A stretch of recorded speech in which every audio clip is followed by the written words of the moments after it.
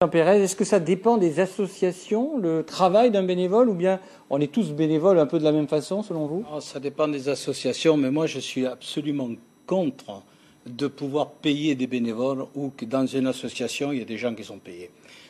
C'est mon point de vue, c'est le point de vue de différentes personnes, bien entendu. C'est-à-dire vous n'êtes pas d'accord pour qu'il y ait des salariés dans les associations? Absolument, parce que quand je vois des associations qui ont en Calédonie qui ont 70 salariés, je trouve que ce n'est plus dans le domaine associatif, c'est dans le domaine d'une PME ou d'une entreprise. Et alors pourquoi, selon vous, ça peut porter atteinte au bénévolat?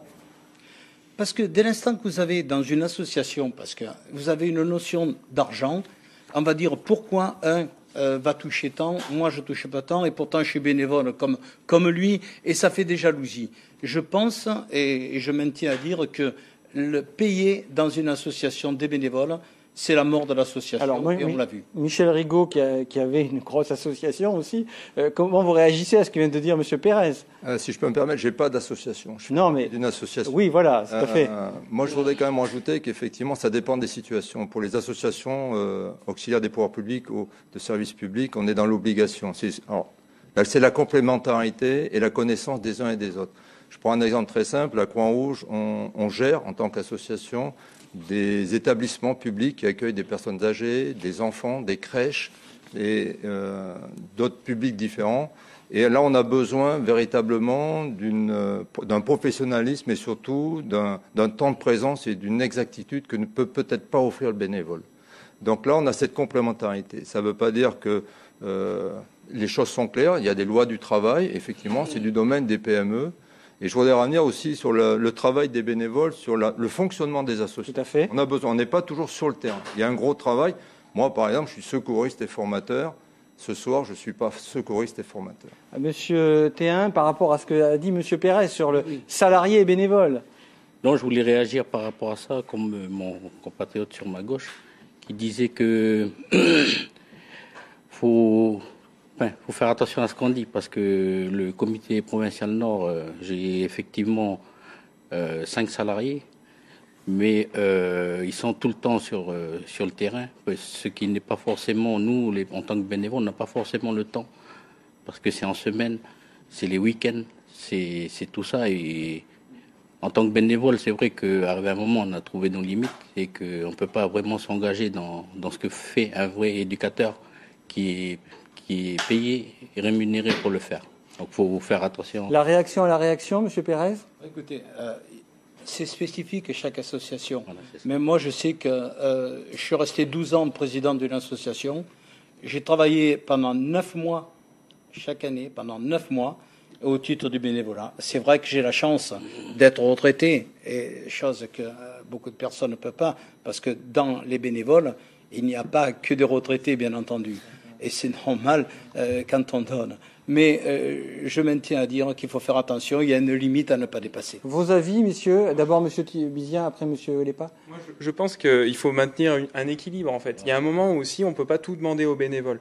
On demande toujours une forte implication, mais à un moment, comme on le rappelait tout à l'heure, hein, le bénévole, il va prendre du temps pour être bénévole sur son temps de famille et sur son temps personnel. Et on vit dans une société qui ne nous donne pas finalement tant de temps que ça pour nos familles et pour nous. Et donc là, aujourd'hui, à un moment où il y a une limite dans ce qu'on peut demander, l'abnégation c'est ok, mais à un moment on atteint cette limite et on se dit effectivement on peut professionnaliser sans excès une structure pour se dire j'ai une personne qui va organiser et d'autres personnes qui vont être les forces vives. Votre avis, Pierre Ouellepa? J'abonde dans le sens de Thibault et de Noam, dans le sens où effectivement en France on a des expériences autour de l'économie sociale et solidaire. Si effectivement il y a des dérapages en Nouvelle-Calédonie avec l'esprit d'entrepreneuriat au niveau des associations, c'est aussi parce qu'il manque un cadre juridique en Nouvelle-Calédonie autour des associations qui emploient des salariés. On arrive au statut. Voilà, exactement. Donc il y a à la fois le statut du bénévole, mais il y a aussi le statut tout court des associations où effectivement on a des entreprises qui peuvent être déguisées, qui peuvent défendre des intérêts de productivité et de rentabilité qui ne sont pas celles de la loi de 1901. Je vous rappelle que c'est une loi à but, les associations sont à but non lucratif et qu'effectivement en France il y a tout un tissu qui s'est développé autour de l'économie sociale et solidaire qui est cadré mais qui n'existe pas ici en Nouvelle-Calédonie. Et pourtant il y a des associations comme tout à l'heure dans le reportage sur Saint-Vincent-de-Paul, on voit bien que c'est de l'économie sociale et solidaire avec des salariés, avec un réseau de bénévoles. Et puis, je le rappelle, au niveau du conseil d'administration, ce sont des bénévoles, ce ne sont pas des gens qui sont payés. Votre avis, Monsieur Basset, sur cette notion-là? Effectivement, je me réfère dans mon expérience à l'association Valentin Aoui, qui s'occupe de mal et de non-voyants. Il y a un tissu de bénévoles qui est très important, mais il y a malgré tout une structure de salariés qui est indispensable. Parce que au quotidien, il faut gérer les personnes qui viennent auprès de l'association, qui viennent chercher de l'aide, qui viennent chercher des activités, et il faut pour cela qu'il y ait des permanents. Or, on ne peut pas demander à un bénévole d'être permanent. D'être permanent et d'avoir la compétence aussi de gérer l'association. Si, le bénévole va gérer l'association, mais par contre, l'utilité au quotidien doit être faite par un permanent, donc un salarié. Ça dépend du public, en fait. C'est en fonction des publics. Parce que là, effectivement, dans l'exemple de Valentin, oui, c'est des publics malvoyants ou aveugles, et ça demande un accompagnement socio-éducatif spécifique avec des professionnels. On peut pas faire. C'est exactement ce que tu disais tout à l'heure. On peut pas faire ça avec des amateurs. Un tweet un peu polémique nous dit, mais la question mérite d'être posée, comment des associations avec 3 bénévoles peuvent toucher des millions entre guillemets de subventions, Monsieur Rigaud? Je sais pas. La Croix-Rouge, actuellement, on a 200 bénévoles et 50 salariés et on touche pas beaucoup de subventions, si je peux me permettre. Donc ça, je crois que c'est une affaire entre l'association qui demande et les personnes qui donnent ces subventions. J'ai pas la réponse. Votre avis, Monsieur Théin, sur ces questions? Est-ce qu'il faudrait clarifier peut-être les statuts entre salariés et bénévoles? Après, ça dépend de la personne qui pose la question, mais il faudrait peut-être nous dire l'association, parce que généralement, les conseils d'administration, il y a entre 5 et 6 personnes, voire plus quand ils sont. Ça tout dépend des statuts de l'Assemblée générale. Donc après. Oui, mais cela dit, il y a des associations qui n'ont pas de conseil d'administration aujourd'hui et qui fonctionnent effectivement avec des bureaux restreints. Et c'est vrai qu'après, si c'est légitime par rapport à des actions de terrain ou par rapport à des projets qui sont menés, pourquoi pas? Mais c'est vrai qu'il y a un moment où la légitimité se pose. L'association, ça peut être qu'une dizaine de personnes, mais pour autant, des projets sont bien menés et sont vraiment des projets collectifs avec vraiment un intérêt général. Pour autant, voilà, c'est vrai que s'il y a 3 personnes et qu'il ne se passe rien, si elles touchent des millions de subventions, effectivement, il y a une légitimité qui peut être. Monsieur Pérez, une réaction? Je crois qu'il faut clarifier la situation. Clarification? Ah oui, très importante parce que on est géré par la loi de 1901, bien entendu. Quand même penser que cette loi, elle a 116 ans maintenant. Il faudrait peut-être revoir encore quelque chose. Et puis sur la Calédonie surtout, préparer quelque chose, un statut des associations. Et je crois que ça, c'est nécessaire parce que automatiquement, on peut arriver à des dérives. Alors, avant de parler du statut, restons un petit peu dans le salariat et le bénévolat, puisqu'on était là-dedans. Sur ces questions-là, il y a des associations internationales qui ont pléthore de fonds, pléthore de salariés, dans l'environnemental, justement, Monsieur Bizien. Quelle différence avec vous, associations locales, qui vous battez finalement au quotidien, pas avec les mêmes moyens? Il n'y a pas de différence, il y a une complémentarité et au final c'est vrai qu'on va pas forcément. Les petites associations vont agir au niveau local, les grandes associations au niveau international et finalement nous là où on va se concentrer sur une action locale bien précise et bien menée, eux ils vont pouvoir avoir un champ d'action qui sera plus large mais qui sera complémentaire finalement. Mais ils vont pas venir rafler la mise sur vos combats qui datent depuis, parlant du requin par exemple, sur la question des requins, la protection des requins. Est-ce qu'il n'y a pas des associations qui viennent récemment rafler un peu la mise de vos combats qui sont sur 10, 15, 20 ans? Pas nécessairement, parce que encore une fois, dans le monde associatif, l'important c'est la cause qu'on sert. Donc après, à un moment, si on sert une même cause, c'est vrai qu'il peut y avoir des jeux d'ego, mais à un moment, on est dans l'abnégation, c'est-à-dire que on se dit bon, faut pas les voir. On n'est pas dans de l'entrepreneuriat où on est en compétition. Au contraire, on œuvre tous ensemble de manière participative vers l'atteinte d'un objectif. Si l'objectif il est atteint par une autre association, c'est aussi finalement notre victoire. Alors venons-en justement à ce statut. Il faut rappeler qu'il y a 2 lois de pays en Calédonie qui parlent du bénévolat. Elles consistent donc, elles sont dans le sport uniquement. Elles consistent en octroi de jours de congé pour la participation à des compétitions sportives, en tant qu'organisateur officiel technique. Et il n'y a pas d'autres statuts pour d'autres associations, pour d'autres secteurs associatifs. Est-ce que là, il n'y a pas une forme de discrimination, Pierre Ouellepa? Moi, je pense que effectivement, pour nos bénévoles qui viennent à l'IFOL et qui vont prendre des congés parce qu'en fait, ils travaillent pendant les vacances pour accompagner les enfants et les plus jeunes. Ce statut, il serait quand même assez favorable à un peu plus d'engagement, ou en tout cas un peu plus de temps qui serait donné à ces bénévoles. C'est très important. C'est le temps, je disais tout à l'heure, qui est la denrée la plus rare. Et après, il y a la question du sens. Est-ce que donner quelque chose comme ça à la société actuellement, la société calédonienne, ça a du sens? Moi, je pense que oui. C'est très important, c'est le terreau du fameux lien social qu'on cherche. La société calédonienne, elle en a besoin. Elle a besoin de cette cohésion. Et effectivement, aller au niveau réglementaire dans ce sens-là, dans le sens du bénévole, c'est à mon avis l'avenir. Pour vous, Monsieur Rigaud, est-ce qu'il faudrait mieux reconnaître le droit du bénévole par un statut, une loi de pays, et pas seulement dans le sport, c'est-à-dire aussi dans le caritatif, dans le social, dans l'environnemental Je pense que ça rendrait les choses beaucoup plus faciles, effectivement, parce on le reconnaît, il y a des bénévoles qui arrivent à être, je ne dirais pas en conflit, mais qui sont dans des situations un peu délicates avec leur employeur, où on leur demande des fois de choisir, ce qui est quand même un comble. Donc ça serait facilitateur, c'est certain. Moi, je n'ai pas de demande particulière ni de conseil à donner aux politiques, mais je pense effectivement c'est un sens du pays. Nous, on essaye, nous, à notre niveau, d'apporter un statut, une considération pour le bénévole, quand il est dans notre association, et je pense dans les autres aussi. Mais à un moment donné, ça a des limites. Et c'est vrai qu'on perd une richesse, parce que le bénévolat, c'est une richesse avant tout. Et je crois que quelques jours de congé ou des avantages seraient un investissement, à mon avis, particulièrement judicieux pour mettre en avant et développer cette richesse. Tout à l'heure, vous parliez de compétences. Les salariés et les bénévoles sont compétents. Il n'y a pas de différence. La différence ne se fait pas là. Donc ça serait dommage quand même, et on le voit, des professionnels qui viennent mettre leurs compétences, quelles qu'elles soient, au service des associations. Et je pense que les aider un petit peu serait, je dis, judicieux. Henri Basset ? Oui, c'est un problème que nous rencontrons au niveau du don du sang. C'est-à-dire qu'une personne qui vient donner son sang est une personne bénévole, elle va prendre sur son temps de travail, mais malheureusement, la plupart du temps, elle n'est pas accompagnée par son patron ou par son chef. C'est-à-dire qu'on va lui dire, tu prends des congés si tu veux y aller, sinon tu n'y vas pas. Et là, il y a quand même quelque chose d'anormal, parce que le don du sang sert à tous, et il n'est pas normal qu'il ne puisse pas y avoir une facilité qui soit apportée pour pouvoir répondre à cette action civique. Monsieur Théin ?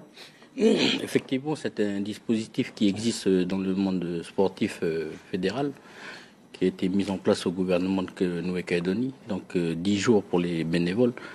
Mais déjà, au sein de ce dispositif-là, il y a une certaine discrimination, puisque c'est pas tout le monde qui en bénéficie. C'est par fédération où par fédération affiliée au CTOS, vous avez un certain nombre de personnes qui ont droit.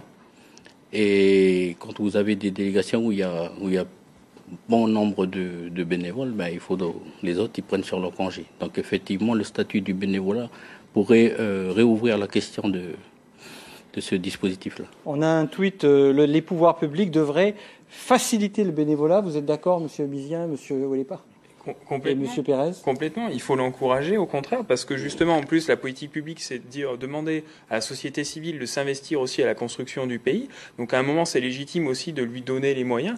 Et je pensais aussi, on donne par exemple des heures de délégation, par exemple pour du travail syndical, pour le travail du droit des salariés. Protection sociale aussi. Oui. Si un bénévole se blesse en faisant un travail d'environnement, comment ça se passe ? C'est l'association qui prend en charge, lorsqu'elle est responsable, c'est elle qui prend en charge l'assurance pour le bénévole, et pour le membre, mais aussi pour le bénévole. Et nous, c'est comme ça qu'on marche, en tout cas aujourd'hui à Calédo-Clean. Pierre Ouellepa ? Pareil, quand les bénévoles sont sur les centres de vacances et de loisirs, ils sont couverts. Le problème, c'est que s'ils ont des grosses blessures et qu'ils peuvent pas revenir au travail, ça peut leur porter préjudice auprès de leur employeur. Et ça, c'est plus compliqué, parce que du coup, la fois suivante, ils vont un peu plus réfléchir avant de revenir sur des activités de centres de vacances et de loisirs, par exemple. Donc ça, du coup, on perd le pool, entre guillemets, le nombre de personnes qui peuvent nous accompagner, en sachant que c'est à peu près toujours les mêmes aussi qui sont dans les associations. C'est une réalité associative en France ou en Nouvelle-Calédonie. Est-ce que, par exemple, pour une association, ce statut, s'il évoluait, pourrait prendre encore en compte la question des charges sociales ? social, par exemple. Par exemple, pour les animateurs je pense aux animateurs de centres de vacances et de loisirs, mais pas uniquement, ça pourrait être un plus. Mais effectivement, il y a une question financière qui est importante. C'est que si d'un côté vous donnez un statut, par exemple aux animateurs, je vais prêcher pour ma paroisse, en face, il va falloir mettre des financements. C'est exactement ce que tu soulevais tout à l'heure, qui est effectivement une vraie question de finances publiques. Et actuellement, on est plutôt dans la restriction ou dans la restriction budgétaire, voilà, que de subventions. Voilà, donc c'est cette contrainte économique qu'il faut avoir en tête, et je pense que c'est important d'avoir ce débat-là. Oh, tu as entièrement raison. Alors, moi, je voudrais parler de défi santé, par exemple. C'est un peu différent, contrairement à vous, où vous allez vraiment recevoir des personnes, etc. Nous, c'est promouvoir la santé. Et pour promouvoir la santé, on a bien sûr des bénévoles et on va dans les écoles, on va dans les tribus. On a un travail de terrain aux endroits où les gens ne vont pas en général. Donc là, on vient de faire les tribus de Poté, de Bouirou, c'est des petites tribus, plus ces écoles. On était à Bourail pour promouvoir la santé, bien entendu. On a parlé de l'hygiène de vie, l'hygiène corporelle, les IST, l'environnement, etc. Donc on ne fonctionne pas tout à fait pareil. Et c'est vrai que nous, on a plus de facilité à aller sur le terrain sans avoir de salariés. C'est pour ça. Est-ce qu'on a le centre des associations a-t-il dressé le nombre de bénévoles en Calédonie, le nombre d'associations? Est-ce qu'on le sait, ça, Pierre Ouellepa? Pas à ma connaissance, le nombre de bénévoles, le nombre d'associations, oui. À peu près c'est 5500. On est 5500 associations. Le premier territoire français à avoir un nombre d'associations aussi important par habitant. Donc ça montre que d'un côté qu'il y a une vie associative qui est très importante et qui trouve une place dans la société calédonienne, c'est-à-dire que les Calédoniens sont quand même très investis.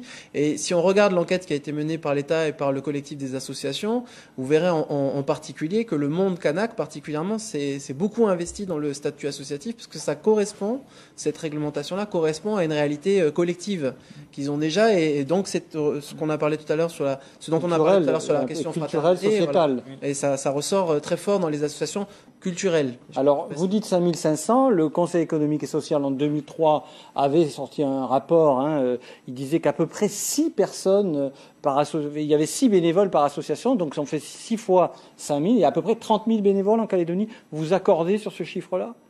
On peut être bénévole dans plusieurs associations. C'est ça. Oui. On n'est pas en fait monolithique. Et, oui, à partir du moment où on est bénévole, on l'est sur plusieurs secteurs.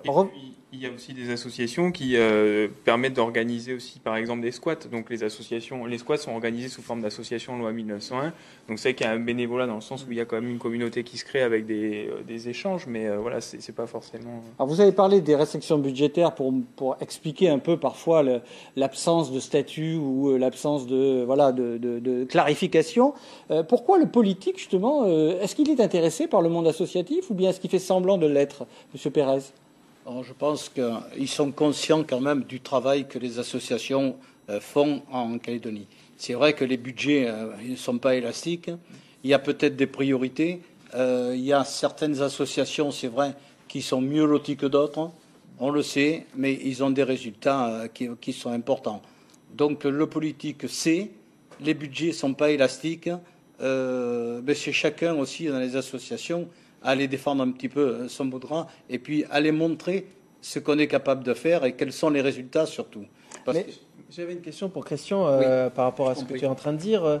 On parlait du CESE tout à l'heure. Est-ce qu'il pourrait y avoir un peu plus de représentation des associations au sein du CESE, qui est une chambre consultative en Nouvelle-Calédonie qui est importante, en sachant que les associations, elles ont un Conseil économique et social. Oui, pardon, le Conseil économique et social. On pourrait faire des tas de choses. Et pourquoi pas aussi prendre dans les associations le Sénat coutumier, par exemple, les investir aussi dans le Sénat coutumier, parce que le Sénat coutumier, sans faire de politique, se plaint qu'on ne les met pas assez dans les institutions. Dans les associations, pourquoi pas aussi prendre des gens du service civique? Pourquoi pas? Ça éviterait peut-être de dépenser moins d'argent à payer des trucs, et vous avez du monde. Le service civique attend justement qu'on prenne, et vous avez les possibilités. Monsieur... on en prend des services civiques. C'est d'ailleurs pour ça aussi que l'intérêt de professionnaliser une association, c'est de pouvoir prendre des services civiques et des stagiaires qui vont justement développer des compétences au sein de ces associations, qui vont leur être utiles d'ailleurs dans leur parcours professionnel. Je pense que ça peut être. Combien de salariés chez vous, Monsieur Bizien? Là, on en a 2 officiellement, donc moi en tant que chargé de mission et le service civique. Monsieur Rigaud, les politiques sont déconnectés du monde associatif ou pas concernés, pas assez concernés, selon vous? Comment vous voyez ça? Je ne vais pas parler peut-être de tous les politiques, mais les derniers contacts que l'on a, je pense qu'il y a une prise de conscience. Effectivement, ça serait trop facile de dire qu'il n'y a que nous qui sommes sur le terrain. Moi, ce que j'entends, c'est qu'on ne peut pas tout résumer au niveau de l'argent. Ça serait une erreur et on est dans une situation de blocage. Je pense que ça doit être stimulant. On parlait d'idées, de réflexion, de partenariat, de dialogue. Les politiques aussi, bon, je veux dire, ils sont comme nous. On fait ce qu'on peut. Donc je pense qu'il faut être imaginatif. Je pense qu'il faut trouver de nouvelles solutions. C'est peut-être un changement de société sur lequel on est confronté.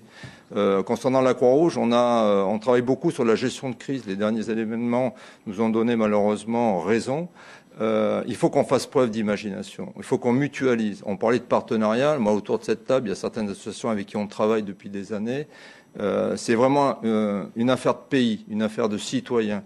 Ne ramenons pas tout à l'argent. Ça a son importance, mais ça ne doit pas être un prétexte de dire on ne peut plus faire les choses. Mais quand on n'a pas d'argent et qu'on a moins de subventions, Monsieur Walipa, et qu'on ferme des maisons de quartier, et qu'on ferme des structures d'accueil pour les jeunes ou des établissements de vacances, les jeunes, où va-t-il? Il peut se marginaliser, on l'encadre moins. Ouais, je suis assez d'accord à ce qu'il vient de dire. C'est d'être dit, pardon, c'est qu'il y a toute une notion d'innovation sociale au niveau des associations, et les associations, elles ont cette capacité à créer, en tout cas politiquement au niveau des associations, politique au sens noble du terme, elles vont développer de l'innovation, de l'ingénierie, des choses qui peuvent être très complexes et en même temps très simples, que n'ont pas forcément imaginé les services publics et qui vont être développés au niveau des associations. Je dirais même plus, au niveau des associations, on peut essayer des choses qui sont innovantes. Et c'est effectivement dans les quartiers, là où il y en a besoin, parfois avoir des réponses un petit peu particulières qui ne soient pas institutionnalisées, que ça se fait.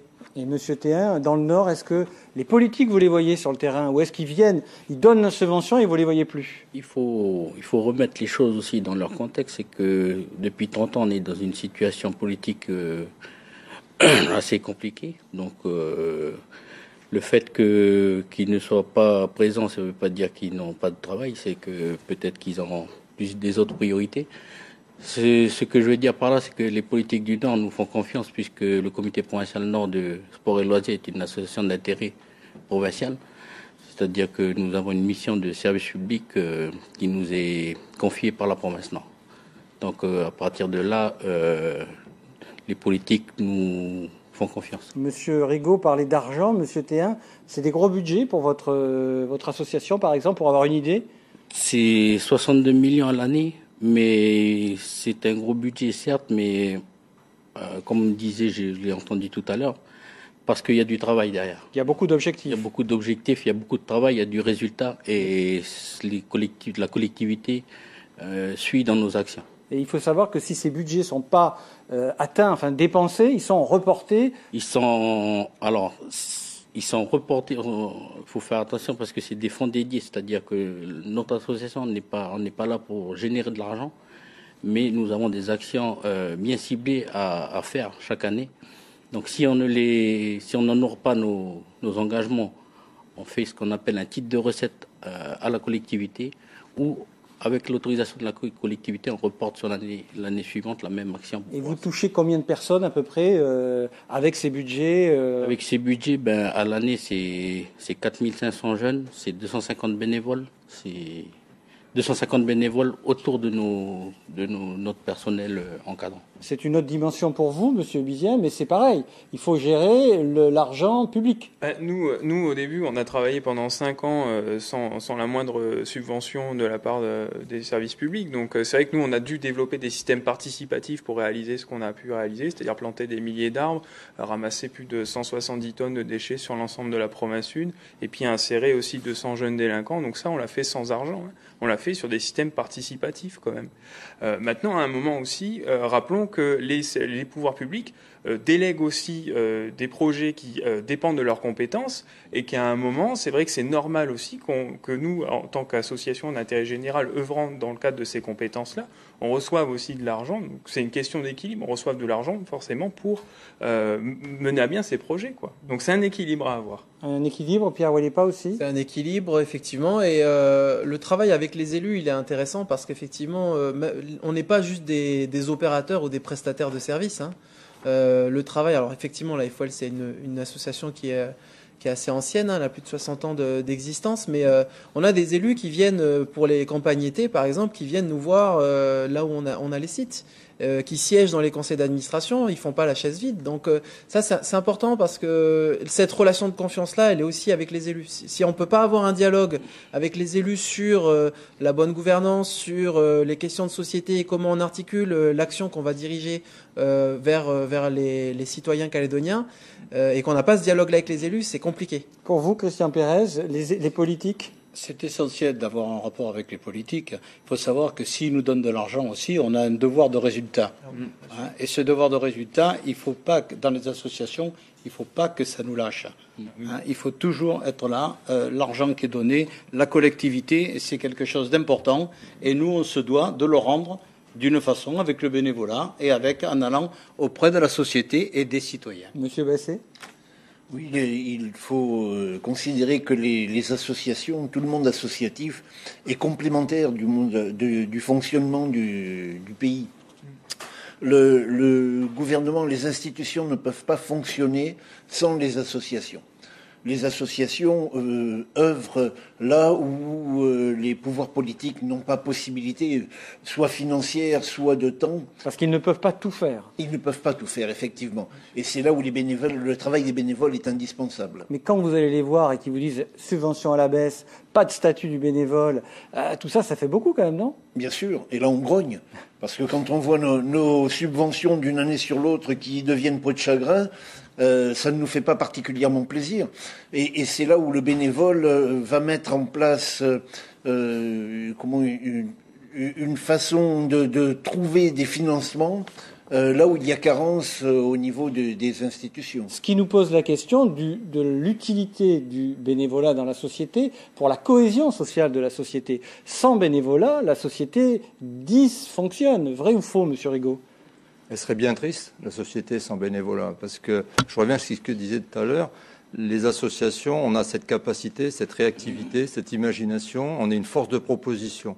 Et peut-être plus facilement face à ce qu'on peut appeler la lourdeur administrative, on comprend avec les textes. Mais on est beaucoup plus réactif. D'ailleurs, j'invite certaines personnes qui ont des compétences, quand vous avez du mal à faire passer un projet dans l'administration, et je ne voudrais pas être opposé à l'administration, chacun son travail, venez vous faire plaisir dans les associations. Ça marche plus vite, on est plus réactif. Mais c'est vrai qu'à un moment donné, on a nos limites, comme tout un chacun.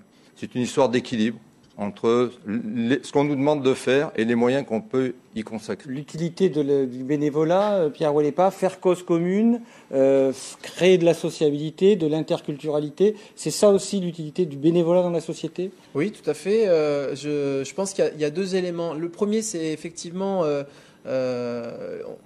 la loi de 1901, c'est une loi sur la démocratie aussi. C'est le fait d'être acteur dans la cité, c'est d'être citoyen, on l'a dit tout à l'heure. C'est aussi le fait face à une problématique de société, comment nous, citoyens, on peut répondre sans attendre l'assistance du service public. Ça, c'est la première chose. La deuxième chose, c'est effectivement la notion d'engagement, la notion de sens. Et on vit dans une société ici en Nouvelle-Calédonie où effectivement...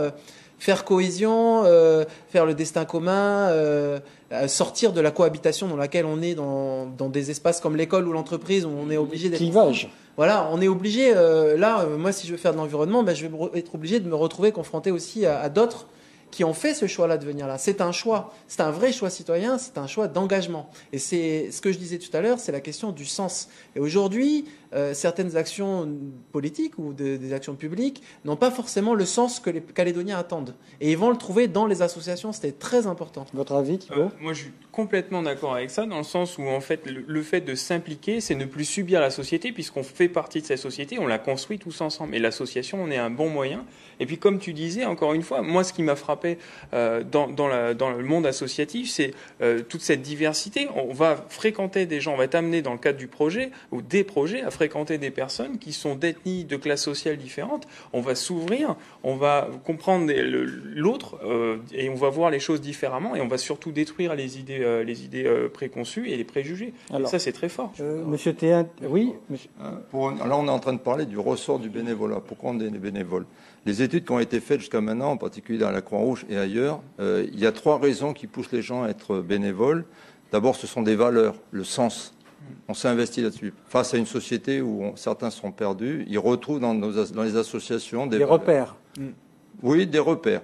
Après, il y a cet aspect de rencontrer du monde, d'autres personnes, avec entendre peut-être du merci, de la reconnaissance, des liens. Ça concerne souvent les personnes qui sont à la retraite ou qui ont eu une expérience, les personnes qui sont un peu seules chez elles, des mères de famille par exemple, qui veulent trouver des relations. Les jeunes aussi quand même. Les jeunes aussi, mais les jeunes, ils viennent peut-être, les études le montrent, parce que le troisième ressort pour le bénévole, c'est la responsabilité et la compétence. Soit mettre en application ces compétences, soit acquérir des nouvelles compétences. Et sur cette base-là, avec cet esprit de citoyen, on arrive à avoir cette richesse du bénévolat. Et c'est à nous, associations, d'offrir ça. On demande beaucoup aux autres, mais je pense qu'il faut qu'on se pose la question, et c'est ce qu'on fait nous à la Croix-Rouge, de dire offrons ça aux bénévoles. On ne peut pas toujours leur demander de venir et de donner du temps.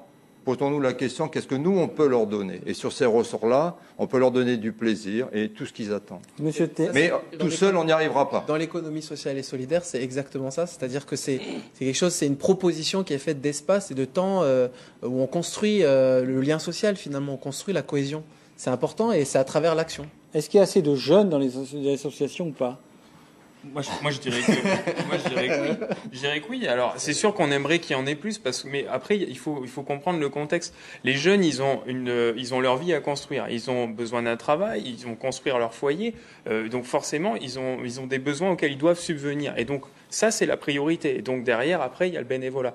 Mais par rapport à ce que tu disais tout à l'heure, c'est vrai que les jeunes, ils vont pas forcément s'orienter dans le bénévolat, ici, en tout cas de mon expérience, forcément pour développer des compétences, mais avant tout pour le sens, parce qu'il y a des jeunes qui sont en quête de sens dans ce pays. Et moi qui travaille avec vraiment un public très large, je trouve que dans les associations, ils trouvent ce sens, ils se sentent valorisés, et en fait, ils découvrent une identité sur laquelle ils mettent le doigt qu'ils ne soupçonnaient pas auparavant. Un tweet qui vient de nous arriver, un peu polémique, mais on pose la question, légiférer sur le bénévolat serait la mort du bénévolat. Est-ce que vous êtes d'accord avec ça ou pas?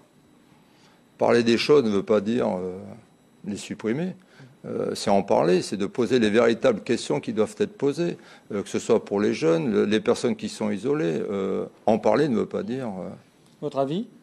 Légiférer, c'est aussi une façon de protéger certains bénévoles de certaines dérives qu'il peut y avoir dans les associations. Tout à l'heure, on parlait des associations. Monsieur Pérez, je suis tout à fait d'accord avec toi. Tout à fait d'accord avec toi. Moi, je me bats toujours aussi l'honnêteté, la dérive, etc.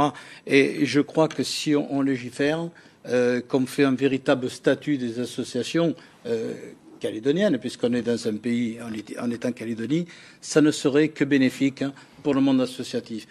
Je voulais revenir pour les jeunes, justement. Je crois que les jeunes, quand ils viennent dans le monde associatif, ils retrouvent certains repères. Certains repères qu'ils ont perdus.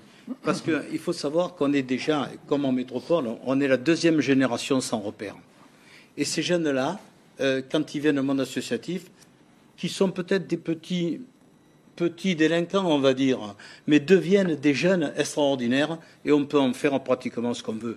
Et quand ce jeune-là, quelle que soit l'ethnie, il vient, il se confie et surtout qu'on s'occupe d'eux, eh bien là, on arrive à des résultats très positifs. Monsieur Théen, tout à l'heure, vous avez parlé de fraternité. Est-ce qu'on peut dire que le bénévolat, c'est une manière de faire humanité aussi, avec finalement toutes les cultures et toutes les classes sociales? Dans le bénévolat, moi, ce que je conçois dans le bénévolat, il n'y a pas de limite d'ethnie ou de différence politique. C'est comme dans le sport. On croise aussi bien des petits Mélanésiens que des petits Calédoniens d'origine européenne. Mais je ne fais pas la différence dans les classes sociales au sein du bénévolat. Au contraire, si on se bat tous pour la même société, donc pour le bien de la société, et je ne pense pas qu'il faille faire de différence et surtout privilégier la fraternité. Monsieur Basset? Oui, en fait, je crois qu'un des moteurs principaux du bénévolat, ça n'est pas tellement la reconnaissance à titre individuel. C'est avoir un objectif, œuvrer pour cet objectif et le mener à bout. Comme le disait Thibault tout à l'heure, vous avez parlé d'associations qui pouvaient venir tirer les marrons du feu alors qu'on avait travaillé au départ. Mais l'important, c'est que le but soit atteint, quel que soit le moyen. Des fois, on oublie le but. Oui. C'est un peu le problème. C'est-à-dire qu'il y a quand même des actions qui sont menées collectivement et puis ça se fait pas parce qu'en fait, on tire individuellement. Oui. Et on oublie le but. Et le but, c'est un peu ce qui manque. Je parlais tout à l'heure de la question du sens. C'est aussi ce qui manque, c'est la question de l'intérêt général. Alors vous parlez du sens, c'est vrai que on peut trouver le sens dans le travail, on peut le trouver à l'école, on peut le trouver dans la famille. Et qu'apporte le bénévolat? Que n'apporte pas justement ces milieux-là? Qu'apporte-t-il de plus, Thibault? Eh ben, en fait, il nous rappelle que les échanges ne sont pas que matériels aussi. C'est-à-dire que quand on donne, on reçoit. On disait justement avant tout, et je trouve que c'est vraiment la définition même du bénévolat. Quand on donne de soi, on reçoit au quintuple. C'est monstrueux parce que c'est fabuleux parce que justement, on échange. Il y a des échanges qui sont très riches et on se dit voilà, on appartient. Il y a un sentiment d'appartenance aussi derrière. Et ça, c'est très fort parce que même si on le retrouve ailleurs, là, c'est vraiment de manière très particulière, je pense. Pierre Ouellepas, on parle de refonder le lien avec le bénévolat ou pas? Refonder le lien, c'est une bonne expression puisque c'est ce qu'il y a dans le préambule de l'accord de Nouméa en parlant du processus de décolonisation, puisqu'il n'y a qu'une seule phrase là-dessus et c'est refondre le lien social en Nouvelle-Calédonie. Donc c'est pas n'importe quelle expression ici en Nouvelle-Calédonie, c'est vraiment cette déconstruction de ce qu'on reçoit dans l'entreprise ou à l'école qui finalement est limitée en termes de sens, mais aussi en termes de reconnaissance. Moi, je suis assez d'accord sur cette question-là, collective ou personnelle. D'ailleurs, il n'y a pas de raison de couper les gens alors qu'ils appartiennent collectivement à une société. Au contraire. Votre avis, Monsieur Rigaud? C'est la même chose. Je pense qu'il ne faut pas être dans l'opposition et dans les classements, les hiérarchies. Qu'est-ce qu'on apporte de plus? On apporte peut-être pas grand-chose de plus. On peut peut-être confirmer des valeurs à l'école. Nous, on a un partenariat pour les jeunes avec des collèges, des lycées, sous forme de stages. On peut travailler aussi avec des entreprises, avec d'autres associations. Je pense que c'est fini le temps de dire qui fait quoi et qui fait le plus que l'autre. On fait tous dans un pays. Et c'est vrai qu'après, on a nos particularités. Le bénévolat est peut-être quelque chose de moins structuré dans le sens où on est moins classé, comme l'école. On peut se faire plaisir, on peut amener... À la Croix-Rouge, on peut venir pour faire son projet, dans des règles, du sens, des valeurs, des conditions de sécurité, des réglementations, tout ce qu'on veut, un encadrement, un accompagnement. Mais il y a d'autres endroits où c'est beaucoup plus difficile. Et les associations offrent cette liberté, cette bouffée d'oxygène, où on peut vraiment se faire plaisir, être reconnu, être accompagné. Ça change un peu, c'est peut-être une autre vision de la société, mais qui ne doit pas être mis en opposition. C'est complémentaire. Mais qu'est-ce que vous dites, par exemple, dans cette société d'argent, de consumérisation, de marchandisation, où tout est payé en salaire, en argent, quand vous dites bénévolat, voilà, qu'est-ce que vous répondez à cela, à des gens qui font pas rien pour rien? Il faut regarder autour de nous. On parlait d'écologie tout à l'heure, on parlait d'échecs scolaires, on parlait de délinquance. Essayons de trouver autre chose. La richesse, elle est humaine. Voilà, c'est la richesse humaine. Maintenant, on sait très bien que la consommation des produits tranquillisants et autres est proportionnelle au degré de civilisation. C'est pas la preuve quand même que c'est bien efficace, sans vouloir faire la société. Revenons sur l'être humain. Le premier principe de la Croix-Rouge, c'est quand même l'humanité. C'est l'être humain, c'est pas le profit. Ouais, c'est l'épanouissement personnel et collectif. Je pense que l'épanouissement, c'est important. Et dans le monde du travail, c'est toute la question du plaisir dans le travail, du bonheur dans le travail. On a parlé de responsabilité. Quand je viens, moi, bénévole pour faire mon projet dans un cadre, ce que tu expliquais tout à l'heure, et que ce projet-là, même c'est une toute petite pierre à l'édifice de la société calédonienne, il amène quelque chose et qui rend les autres heureux et qui nous renvoie. C'est ce bonheur-là, moi je pense que c'est hyper important. Pourtant, on se sent reconnu en fait aussi dans le regard de l'autre. Reconnaissance, mais aussi une société très individualiste. On le voit, les cellules familiales se délitent. Donc justement, c'est ce qu'on trouve pas dans la société, dans la famille, dans l'école, dans l'entreprise, où c'est l'individu. Ça dépend du modèle. Si on est océanien, ça sera pas l'individu, c'est plutôt quelque chose de collectif. Mais justement, c'est dans le monde associatif et cette informalisation autour du lien qui permet que on peut renégocier des choses, on peut les construire, les déconstruire et innover. C'est important. Et puis on n'est pas si individualiste que ça en fait. C'est notre société qui nous pousse à avoir des comportements comme ça parce qu'elle est assez mécanisée, donc on le fait en fait par automatisation. Mais la preuve en est qu'on n'est pas si individualiste quand il y a justement des catastrophes naturelles. On en parlait tout à l'heure par rapport à la Croix-Rouge. Mais les gens, ils se bougent. Il y a vraiment un réseau de solidarité. Il y a des dons de vêtements, dons de nourriture, mais tout le monde bouge. Il y a des mecs qui s'arrêtent sur des parkings et disent bah, voilà, venez déposer ici vos dons et moi j'irai les amener directement à tel endroit. Enfin, la solidarité, elle existe encore, mais c'est juste que la société mécanisée la masque un peu. On va revenir sur ce qui s'est passé ces dernières semaines. Effectivement, moi, j'ai eu le plaisir d'aller dans des tribus qui avaient été durement touchées, et je suis toujours sidéré et ému parce que la première des choses que les gens me disent, ils me demandent comment je vais. Et ils m'offrent un café. C'est des gens qui ont perdu leur habitation, qui s'inquiètent de ma personne. Et ça, c'est la première chose qui est fantastique. Il faut le vivre. Je veux dire, rien que d'en parler, ça me donne des frissons. Et la deuxième chose, dans les situations de catastrophe qui sont quand même très particulières et de crise, 90% des actions sont menées par la population. Ce dont on parle, la Croix-Rouge, la sécurité civile, on fait quelque chose, mais on ne fait que 10%, ce qui peut être important. Mais la solidarité passe déjà par ces personnes qui sont en catastrophe. Alors, si eux peuvent le faire, ça prouve bien quand même qu'on est solidaires les uns les autres. Monsieur Théin. C'est vrai que la société d'aujourd'hui, c'est une société de consommation qui a individualisé un peu les personnes. Mais cependant, en Nouvelle-Calédonie, il y a toujours cet élan de solidarité qui existe. Et c'est un peu dans les gènes de tous les Calédoniens. Donc c'est dans notre façon d'être, aussi bien chez le Mélanésien en tribu que le Calédonien dans le nord de la Calédonie, qui ont cet élan, qui ont cette capacité à se réunir autour d'un projet. En situation d'urgence ou pas, mais sur des objectifs communs. Vous êtes plusieurs associations, vous travaillez ensemble souvent, peu, pas assez. Qu'est-ce que vous diriez ? Ça dépend des sujets qu'on a à débattre. Moi, par exemple, dans le cadre, avant j'étais président de la Transcalédonienne, on avait beaucoup à faire, aux donneurs de sang, ils venaient, mais la Croix-Rouge qui venait assurer notre sécurité.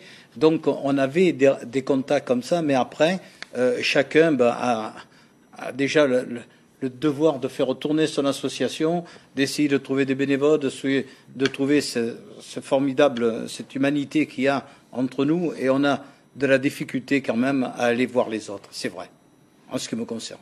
Monsieur Rigaud ? Oui, on est pris par le temps, il faut le reconnaître. Mais bon, c'est pas une raison. Je pense que c'est l'occasion. C'est quand il faut être solidaire, quand il faut aller à la rencontre l'un de l'autre, quand il faut se parler, il faut le faire. C'est tout. Un mot de conclusion à chacun, Pierre Ouellepave, on arrive à la fin de l'émission. Nous, on est une fédération d'associations, donc juste pour répondre en même temps à la question, c'est que les associations, elles viennent ou elles repartent, elles sont libres dans la fédération, et moi je trouve que c'est plutôt bien de laisser ces espaces-là en porte ouverte tout le temps et que les gens puissent se connecter entre eux quand ils ont besoin pour leur projet.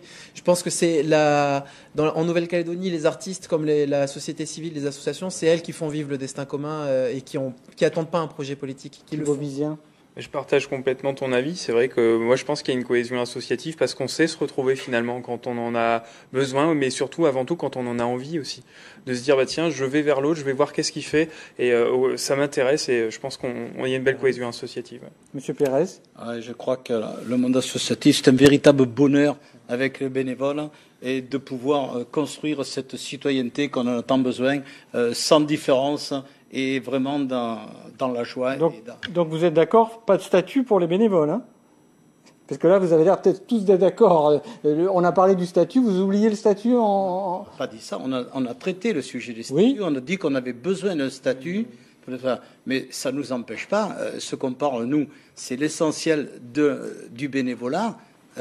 C'est pas pareil, les statuts, après, il les faut, pour éviter certaines dérives, par exemple. Mot de conclusion, Monsieur Basset ? Oui, je veux dire, les associations sont le moteur au niveau de la société qui permet à cette solidarité dont on parlait de s'exprimer. Les Calédoniens sont des gens extrêmement généreux. Il suffit de leur dire « on a besoin de vous » et ils sont tous là. Donc les associations sont le levier qui va permettre de déclencher des actions. Monsieur Théin ? Nous sommes un maillon de la chaîne des projets de société de demain. Donc à partir de là et autour de ça, on doit fédérer autour de nous. Et je lance aussi un appel pour que plus de gens nous accompagnent demain dans le bénévolat, parce qu'on en aura besoin. Monsieur Rico. Ce que j'entends me fait très plaisir. Je pense qu'on a un rôle à jouer, c'est justement d'expliquer, d'accueillir les bénévoles, leur expliquer quel peut être leur rôle, toute la richesse qu'on peut leur apporter, qu'ils peuvent donner. Et je pense que si tout le monde s'y met, et nous les premiers, ça va marcher. Donc invitons les personnes à rentrer en contact avec le monde associatif, vous allez vous faire plaisir. Donc on retient de cette émission que le bénévolat est utile à la société pour sa cohésion et qu'il faudrait un statut pour toutes les associations et pas seulement le milieu sportif. C'est ce dont on a débattu ce soir. Merci à vous 6 pour être venus débattre de cette question de société. Je réponds enfin à Madame Massota qui nous a envoyé un tweet pour nous dire comment se fait-il, il n'y a pas de femmes alors que beaucoup de femmes œuvrent dans le bénévolat. On l'a dit au début de l'émission, vous n'étiez peut-être pas là Madame Massota, mais d'abord on vous invitera pour en parler si vous le souhaitez. Et puis les femmes, elles sont très actives et ce soir, on n'en a pas trouvé de disponibles pour venir sur ce plateau, mais on ne les oublie pas. Voilà, c'est la fin de cette émission. Il me reste à remercier toute l'équipe technique qui m'a permis de la réaliser. Vous restez avec nous sur RMC Première. Tout de suite, c'est votre série américaine. Passez une très très belle soirée.